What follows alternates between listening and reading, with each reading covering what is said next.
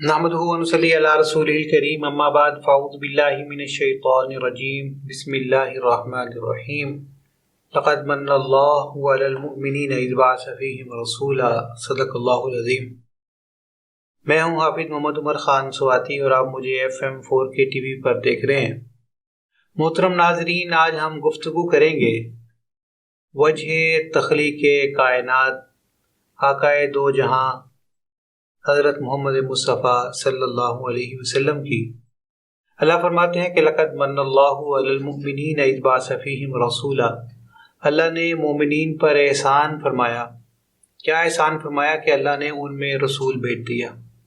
انسانیت جہالت میں مبتلا تھی، قہر مذلت میں مبتلا تھی، ظلم و جور کے گھٹا ٹوپ اندھیرے ہر طرف چھائے ہوئے تھے۔ ایسے میں رحمت خداوندی جوش میں آتی ہے۔ اس دور کا نقشہ ایسا کھینچا گیا ہے، ایک ہندو شاعر نے اس دور کا نقشہ کھینچا ہے کہ وہی یونان کہلاتا تھا جو تہذیب کی دنیا، وہی روئے زمین پر آج تھا تخریب کی دنیا۔ کہ تحقیق و تجسس کا یہاں تھا آج ویرانہ، افلاطوں کی خرد اور سقراط کی دانش بھی افسانہ۔ غرض دنیا میں چاروں سمت اندھیرا ہی اندھیرا تھا، نشان نور گم تھا اور ظلمت کا سویرا تھا، کہ دنیا کے افق پر دفعتاً سیلاب نور آیا، جہاں میں کفر و باطل میں صداقت کا ظہور آیا۔ حقیقت کی خبر دینے بشیر آیا، نذیر آیا، شہنشاہی نے جس کے پاؤں چومے وہ فقیر آیا، اور مبارک ہو زمانے کو کہ ختم المرسلین آیا، صحاب رحم بن کر رحمت للعالمین آیا۔ محمد رسول اللہ صلی اللہ علیہ وسلم رحمت دو جہاں ہیں۔ آپ صلی اللہ علیہ وسلم کی محبت دین کی شرط ہے۔ آقا نے فرمایا لا یؤمن احدکم حتی اکون احب الیہ من والدہ وولدہ والناس اجمعین، تم میں سے کوئی بندہ تب تک مومن نہیں ہو سکتا جب تک وہ مجھ سے، اپنے والدین سے، اولاد سے، پوری انسانیت سے زیادہ جب تک مجھ سے پیار نہیں کرتا، وہ بندہ مومن نہیں۔ محبت رسول ایمان کی شرط ہے۔ اگر ایمان میں محبت رسول شامل نہیں، وہ ایمان ہی نہیں ہے، ایسا ایمان قبول نہیں ہے۔ آج کی اس گفتگو میں ہم ذکر کریں گے محمد رسول اللہ صلی اللہ علیہ وسلم کی سیرت و کردار کا، اور آج ہم ذکر کریں گے آپ صلی اللہ علیہ وسلم سے محبت کیوں ضروری ہے۔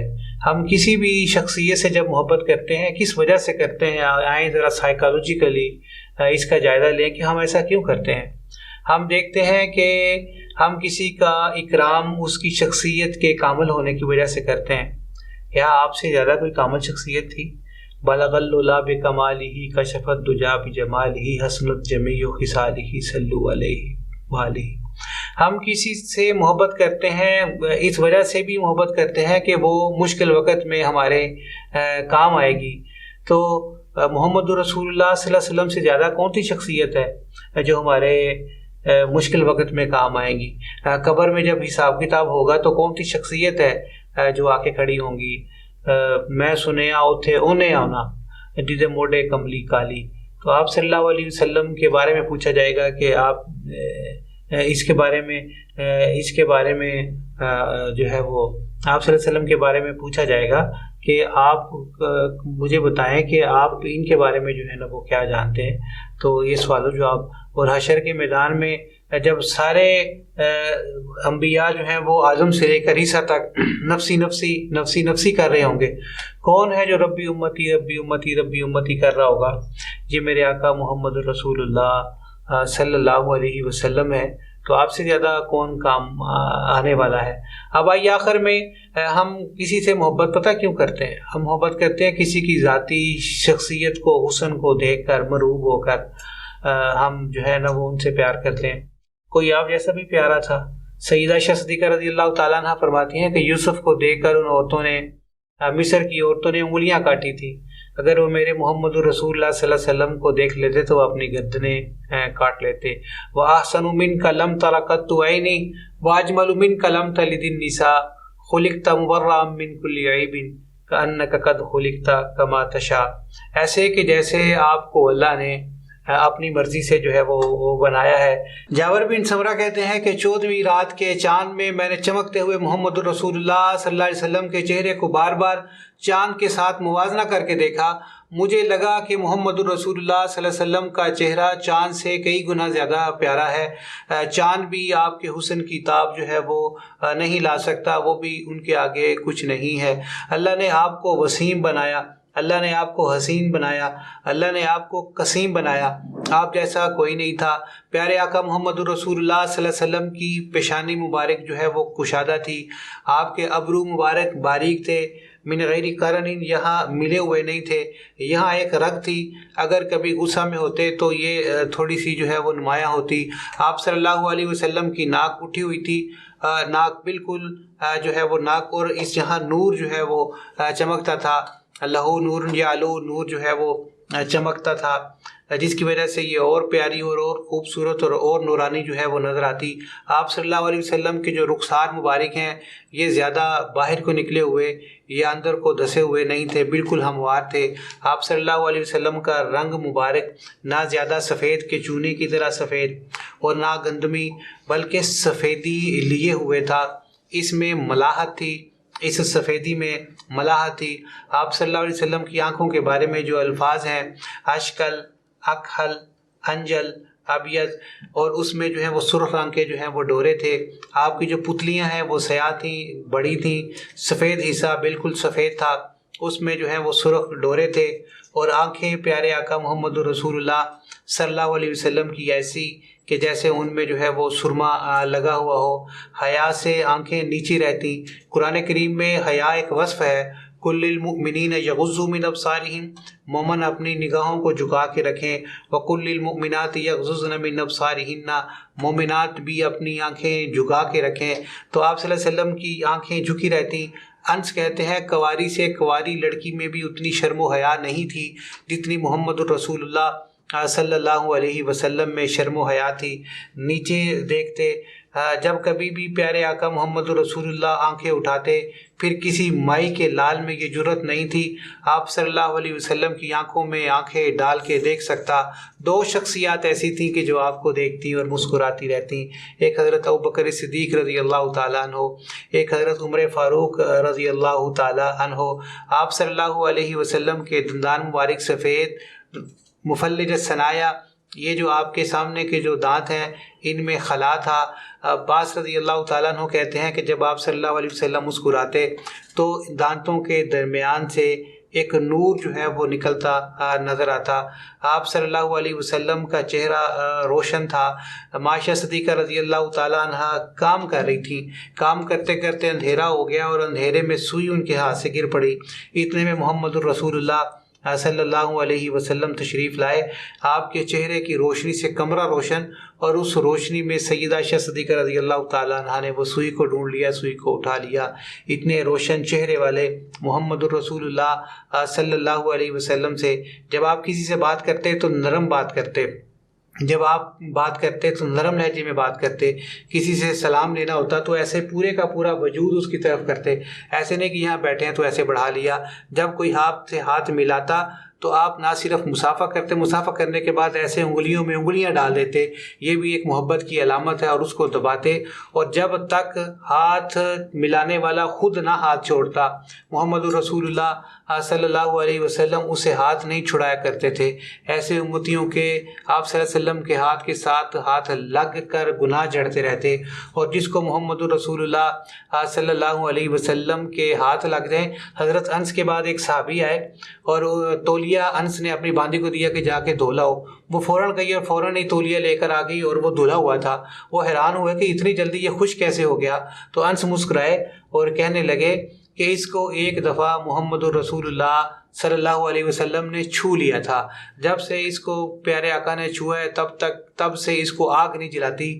جب کبھی ہم نے اس کو دھونا ہو آگ میں ڈال دیتے ہیں, میل وغیرہ ساری اتر جاتی ہے, اور اس کو ہم تو جس کو محمد رسول اللہ صلی اللہ علیہ وسلم کے ہاتھوں نے چھو لیا, ان پر جو ہے وہ آپ صلی اللہ علیہ وسلم نے ایک دفعہ روٹیاں تندور میں لگائی تھیں تو وہ نہیں پکی تھیں. وہ کیسے پکتی کہ جن کو چھوا میرے آقا محمد رسول اللہ صلی اللہ علیہ وسلم نے. آپ کی تھوک میں اتنی شفا, آپ کنویں میں ڈالتے کنواں میٹھا ہو جاتا. حضرت علی رضی اللہ تعالیٰ عنہ کی آنکھ میں آشوب چشم تھا, آپ نے لعاب مبارک لگایا, اس کے بعد کبھی بھی آپ رضی اللہ تعالیٰ عنہ کو آشوب جو ہے وہ نہیں ہوا, اور کبھی بھی آپ کی آنکھ نہیں دکھی بلکہ پہلے سے بہتر دیکھنا شروع ہو گئی. اگر کسی کا بازو ٹوٹا یا کسی کو کوئی زخم آیا, یہ لعاب دہن کا لگنا تھا کہ اس سے وہ فوراً جو ہے وہ ٹھیک ہو گیا. آپ صلی اللہ علیہ وسلم کے تو پسینے میں شفا, آپ کے پسینے میں خوشبوئیں, اور یہ پسینے ایک دفعہ آپ سوئے اٹھے, دیکھا کہ ام سلیم نے شیشی لگائی. آپ نے پوچھا ام سلیم یہ کیا کر رہی ہو؟ وہ عرض کرنے لگی یا رسول اللہ صلی اللہ علیہ وسلم, مدینہ میں کسی بچی کے گھر میں جب شادی ہوتی ہے تو آپ کے پسینے کو تحفے کے طور پر بھیجتے ہیں. ایک صحابی نے آ کر دعا کروائی, یا رسول اللہ صلی اللہ علیہ وسلم دعا کیجیے میری بچی کے لیے, اس کی شادی ہو جائے. غریب لوگ تھے, آقا نے فرمایا کہ بیٹی کو دینے کے لیے کوئی تحفہ ہے؟ ان کے پاس کچھ نہیں تھا. میرے آقا محمد رسول اللہ صلی اللہ علیہ وسلم نے اپنا پسینہ ان کو عنایت فرمایا کہ یہ لے جاؤ. انہوں نے جب اس کو استعمال کیا تو مدینہ میں وہ گھر خوشبو والے لوگوں کا گھر مشہور ہو گیا کہ یہاں خوشبو والے لوگ رہتے ہیں. یہ پسینہ ہے میرے آقا محمد رسول اللہ صلی اللہ علیہ وسلم کا. ایک واقعہ عرض کرتا چلوں, آپ صلی اللہ علیہ وسلم اپنے گھر کے کام خود کیا کرتے تھے. خود گھر کے کام آپ کر رہے تھے, کوئی کام شاید کیا کر رہے ہوں گے. عائشہ صدیقہ رضی اللہ تعالیٰ عنہ گھر میں چرخہ کاٹ رہی تھی. چرخہ کاٹنے کا انداز یہ ہے کہ اس ہاتھ سے سوت کاٹتے ہیں اور اس ہاتھ سے چرخہ گھماتے ہیں.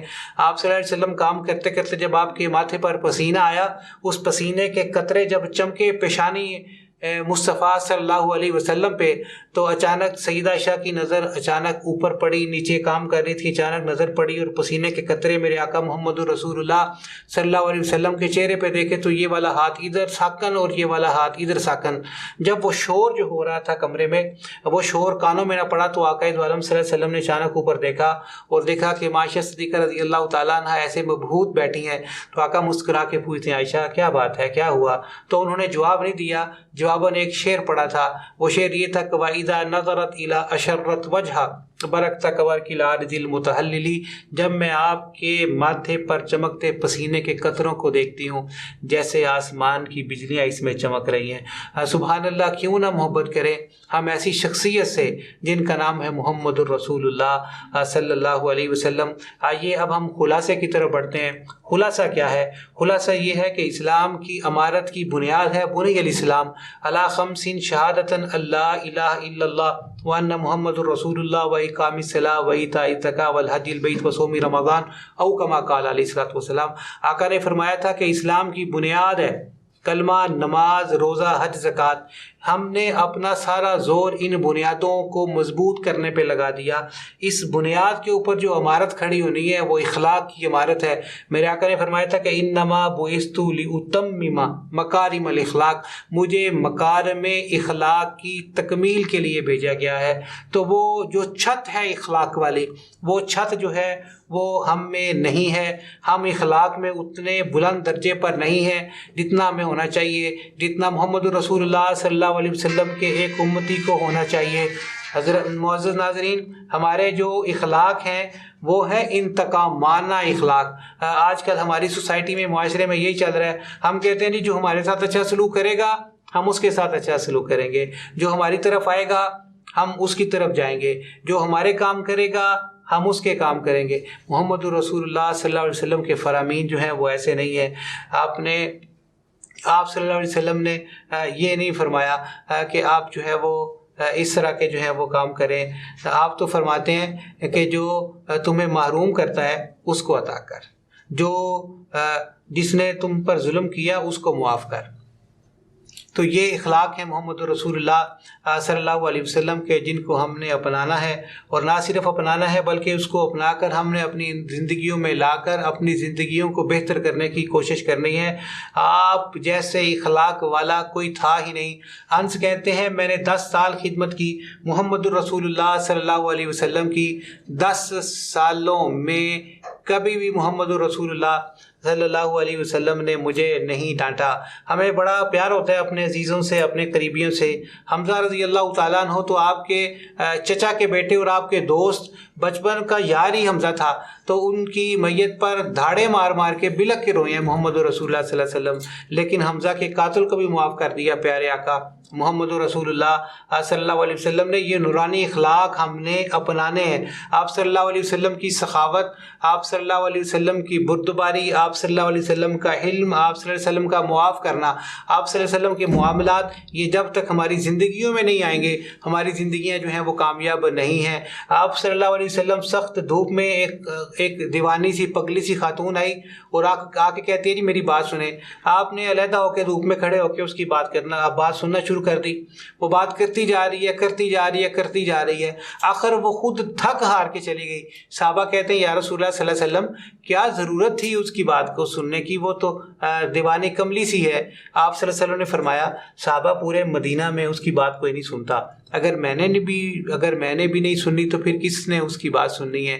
یہ تھے میرے آقا محمد الرسول اللہ صلی اللہ علیہ وسلم، جنہوں نے آپ کو زخمی کیا، آپ کے دندان مبارک کو شہید کیا، ان کو بھی معاف کیا۔ میرے آقا محمد الرسول اللہ صلی اللہ علیہ وسلم نے، فرشتوں نے کہا آپ حکم دیں ہم پہاڑوں کے درمیان اس وادی کو پیس دیتے ہیں، آپ صلی اللہ علیہ وسلم نے ان کو بھی معاف کر دیا۔ آپ صلی اللہ علیہ وسلم نے ان سے بھی درگزر کیا۔ کتنی مصیبتیں سہی آپ صلی اللہ علیہ وسلم کی جتنی اولاد ہے سوائے سیدہ فاطمہ رضی اللہ تعالی عنہا کے، باقی ساری کی ساری آپ صلی اللہ علیہ وسلم کی زندگی میں آپ کے سامنے جو ہے وہ فوت ہوئی ہے۔ یہ کم دکھ ہے، لیکن آپ نے ان دکھوں میں صبر کیا اور صبر کر کے اپنے اللہ کو راضی کرنے کی کوشش کی۔ مصیبتیں آ جائیں تب صبر کریں، دکھ پریشانیاں آ جائیں تب صبر کریں، اور میرے آقا محمد رسول اللہ صلی اللہ علیہ وسلم کی نورانی سیرت کو اپنائیں۔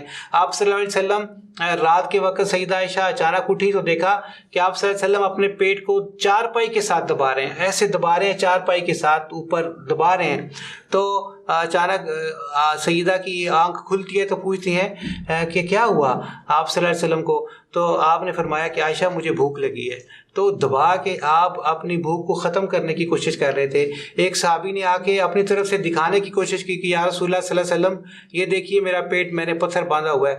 آپ نے جب اپنے پیٹ سے کپڑا اٹھایا تو وہاں 2 پتھر بندھے ہوئے تھے۔ کعب آ کے پوچھتے ہیں یا رسول اللہ صلی اللہ علیہ وسلم کیا بات ہے مالی، کیا بات ہے کہ آپ کا جو رنگ ہے وہ آج یہ تغیر اللون، آپ کا جو رنگ ہے وہ آج متغیر ہے، ویسا کلرفل، ایسا چمکدار حشاش بشاش آج نظر نہیں آ رہا، کیا بات ہے؟ تو آقا نے فرمایا کہ آج تو 3 دن ہو گیا میں نے کچھ نہیں کھایا۔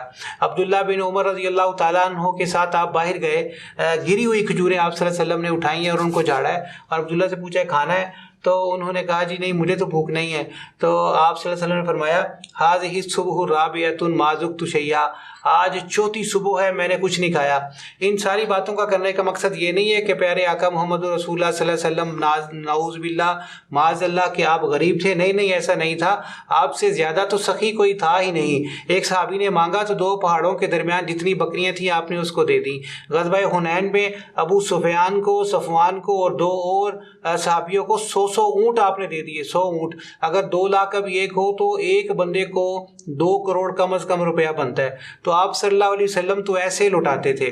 آپ صلی اللہ علیہ وسلم نے فرمایا کہ میں اگر چاہوں تو یہ احد پہاڑ سونے کا بن جائے، لیکن آپ صلی اللہ علیہ وسلم کیا کرتے، 1 سال کا راشن رکھتے، باقی سارے کا سارا روزانہ آپ صلی اللہ علیہ وسلم تقسیم کر دیا کرتے تھے، آپ سارا مال خرچ کر دیا کرتے، لیکن اس در پہ سوالی آتے رہتے، پھر وہ جو گھر کا پڑا ہوا مال ہوتا وہ بھی پھر آپ صلی اللہ علیہ وسلم تقسیم کر دیتے، اور گھر میں فاقے، اور کتنے فاقے، آج صومالیہ میں بھی اتنی کہا سالی نہیں ہے کہ 2 مہینے گھروں میں چولہے نہ جلیں، لیکن میرے آقا محمد رسول اللہ صلی اللہ علیہ وسلم کے گھر میں 2 مہینے چولہا نہیں جلتا تھا، فاقوں میں رہتے محمد رسول اللہ صلی اللہ علیہ وسلم۔ تو یہ اختیاری تھا، آپ نے اختیار کیا امت کے غریب لوگوں کے لیے، یہ سبق تھا آپ صلی اللہ علیہ وسلم نے امت کے غریبوں کو دیا کہ کبھی غربت آ جائے تو اس پہ گھبرانا نہیں. آپ صلی اللہ علیہ وسلم سے زیادہ بہادر کوئی نہیں ہے. آپ صلی اللہ علیہ وسلم جنگ میں سب سے پہلے تلوار اٹھانے والے، سب سے پہلے حملہ کرنے والے ہوتے.